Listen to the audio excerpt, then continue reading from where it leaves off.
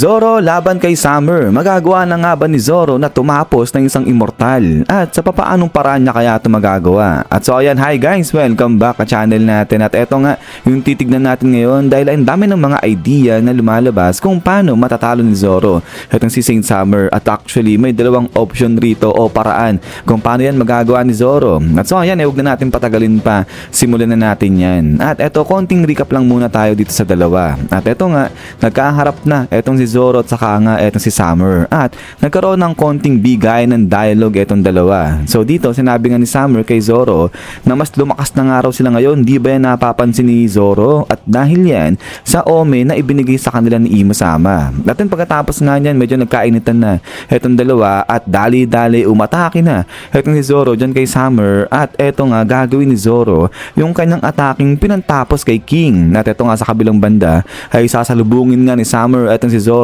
at then pagkatapos nga niya spam!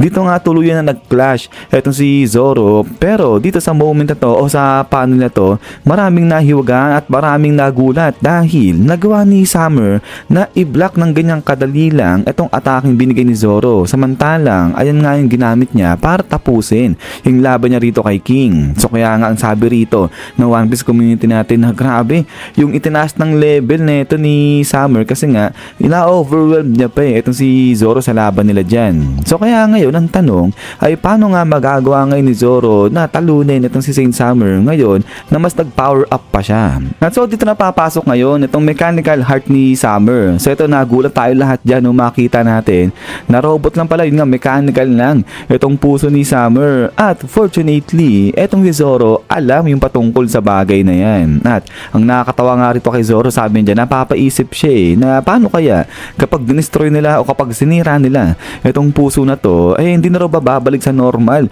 yung mga God's Night na yan. At eto nung marinig yan ni Saint Summer talaga namang nagulat siya at natakot siya sa sinabi ni Zoro. So ibig sabihin possible legit yung tinutukoy dyan ni Zoro, yung naisip niyang idea na kapag sinira nila yung puso ni Summer ay hindi na siya babalik sa normal. At ayun, baka nga possible niyan mamatay na dyan itong si Summer kaya ganyan yung naging itsura niya. Pero ang tanong ngayong lumakas na yung si Saint Summer ay paano magagawa ni Zoro na sirain itong kanyang puso? Kasi basically sinasabi lang dito na ang gagawin ni Zoro ay puntiryahin yung puso ni Summer at i-slice yan, wasakin yan completely. Pero hindi nga ganun magiging madali dahil nag-power up na nga itong si Saint Summer. So kumbaga hindi niya na kaagad-agad masisira itong katawan ni Saint Summer. At eto ngayon balikan natin muna yung sa laban ni Zoro at saka ni King. Dahil dito ang problemang nakikita dyan itong si Zoro nagre-rely siya sa paggamit ng Enma. At ito kasing Enma kapag ginagamit niya yan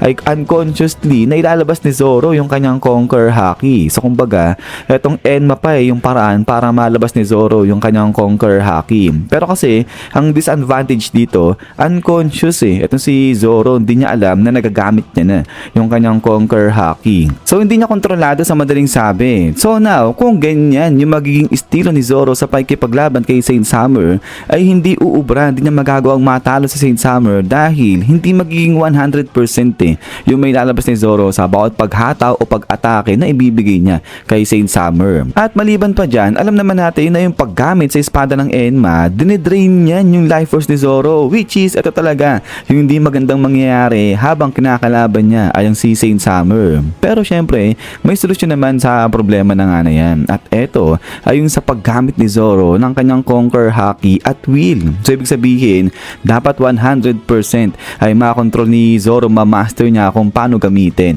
itong kanyang Conquer Haki. Nang sa ganun ay magamit niya yan habang ginagamit niya itong espada ng Enma. At eto sa tingin ko mas magagawa niya o malalabas ni Zoro yung potensyal ng Enma kapag hinaluan niya na yan ng Conquer Haki. Pero syempre maliban pa dyan, hindi lang itong Enma yung gagamitan niya ng Conquer Haki. Kung hindi, etong lahat ng mga espada ni Zoro, lahat yan gagamitan niya ng Conquer Haki. Babalutan niya etong bawat isang espada niya ng kanyang haki. At pagkatapos nga niya ay dito na ngayon pwedeng atake ni Zoro yung si Saint Summer ng all out at puntiryahin itong kanyang mechanical heart at pagpirapirasohin yan. At then pagkatapos nga nito is yan guys. So hanggang dito lang itong review natin o discussion patungkol kay Zoro kung paano niya nga ba matatalo itong si Saint Summer. So basically may dalawang paraan na sinasabi nga rito. Yun, unang-una pupuntiryahin dapat ni Zoro Zoro yung puso ni Saint Summer. At pangalawa, dapat talagang ma-master ni Zoro yung paggamit sa kanyang Conquer Haki. So actually maganda nga to yung pakikipaglaban ni Zoro dyan kay Saint Summer kasi pwedeng training ground niya to para ma-master niya yung paggamit